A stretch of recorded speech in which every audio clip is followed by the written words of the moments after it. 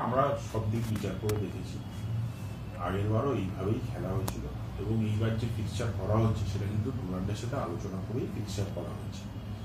কালকের ম্যাচটা কোনোভাবেই আমাদের পক্ষে পেছনো সম্ভব নয়, কারণ একটা রাউন্ড আটকে থাকলে অন্য সব টিম স্বাভাবিকভাবে আটকে যাবে।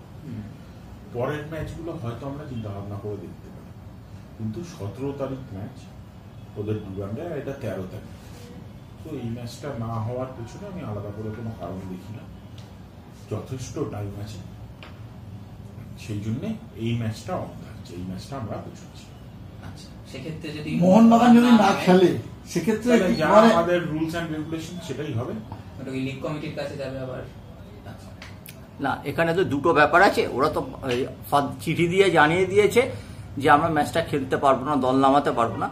সেক্ষেত্রে তো ওদের তো ম্যাচে 3 পয়েন্ট তো যাবেই, আর অর্জিত পয়েন্ট থেকে 2 পয়েন্ট কি কাটা যাবে না? কি নিয়মটা ঠিক কি আছে কি হবে সেটা ডিসিশনটা কমিটি নেবে।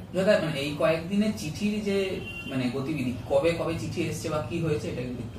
ওরা প্রথমে একটা 6 তারিখ চিঠি দিয়েছিল মাঠ বদলের কথা বলে, তখন আমরা জানিয়েছিলাম যে মাঠ বদল সম্ভব নয়, আমরা মোহনবাগান মাঠে ম্যাচটা করতে চেয়েছিলাম। আপনি জানেন যে ক্রীড়ামন্ত্রীও আমাদের বারবার রিকোয়েস্ট করেছে যে কলকাতা ময়দানের মাঠে খেলা হোক। আমরা সেই পরিপ্রেক্ষিতে আর্মিকেও চিঠি দিয়ে জানাই যে আমরা টাওয়ারগুলো ইনস্টল করব, ময়দানে কাজ করতে গেলে আর্মি পারমিশন লাগে, কিন্তু আমরা আনফর্চুনেটলি এখন অব্দি সেই পারমিশনটা পাইনি, যার ফলে আমরা মাঠ চেঞ্জ করি। তার মধ্যে ওরা একটা চিঠি দেয়, দিয়ে জানায় যে ওরা খেলতেই পারবে না। তো আমরা মাঠের ভেন্যুটা যেহেতু চেঞ্জ হয়, আমরা ওদের চালিয়ে দিই চিঠি দিয়ে যে তোমাদের ভেন্যু চেঞ্জ হয়েছে, যেহেতু আমরা টাওয়ার ইনস্টল করতে পারিনি, ম্যাচের টেলিকাস্টের ব্যাপার আছে, সেই জন্য তোমাদের ভেন্যু চেঞ্জ করে নৈহাটি করা হচ্ছে, খেলা নৈহাটিতে হবে। তাতে ওরা আবার চিঠি দিয়ে জানায় যে ওরা খেলতে পারবে না ডুরান্ড শেষ না হোক। সেটা কি প্লেয়ারদের অ্যাভেলেবিলিটির সংক্রান্ত সমস্যার কারণ? ওরা বলেছে যে ওদের 14-15টা প্লেয়ার ফার্স্ট টিমের, রাদার সিএফএল এর প্রায় 14টা প্লেয়ার এখানেও আছে, তা ওরা কি করে খেলবে এইসব বলেছে। এবং তারপরে আমি আগের বছরও ফিক্সচার করে দেখি, আগের বছর আরো শর্ট গ্যাপে ওরা খেলেছে, মানে ওরা খেলেছে 25 তারিখ 25/8 খেলেছে ক্যালকাটা ফুটবল লিগের ম্যাচ, 27 তারিখ খেলেছে ডুরান্ডের সেমিফাইনাল, তারপরে 31-এ গিয়ে ফাইনাল খেলেছে, 14 তারিখ সিএফএল এর ম্যাচ খেলেছে, 18 তারিখ খেলেছে ডুরান্ডের ম্যাচ, 8 তারিখ ডুরান্ড খেলেছে, 5 তারিখ সিএফএল খেলেছে।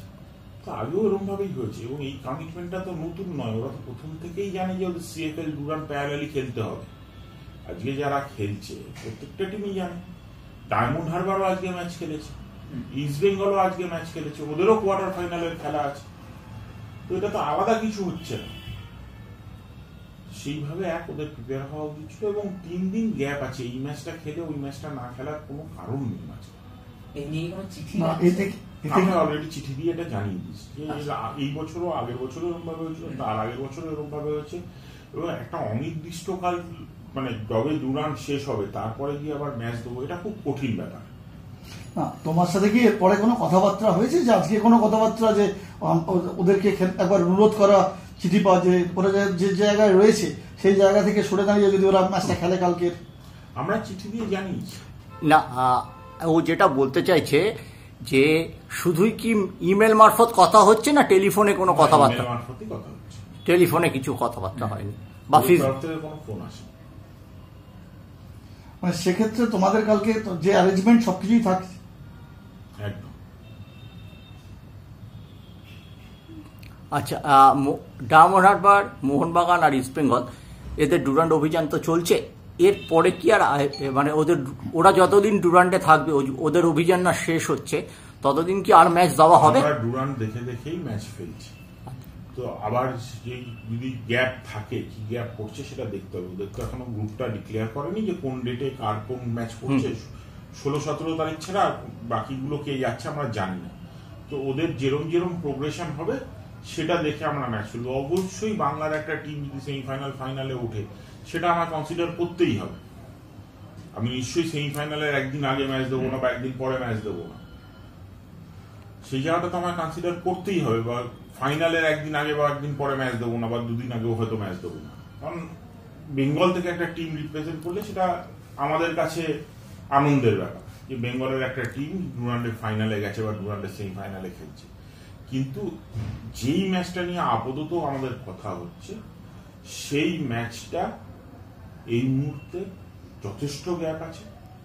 একটা প্ল্যান ধরে আমরা এগোচ্ছি, কারণ আমরা জানি 31 আগস্টের মধ্যে কিন্তু অনেক ছোট টিমের প্লেয়াররাই চলে যাবে আই লিগের জন্য, সেই দিকটাও আমাদের মাথায় রাখতে।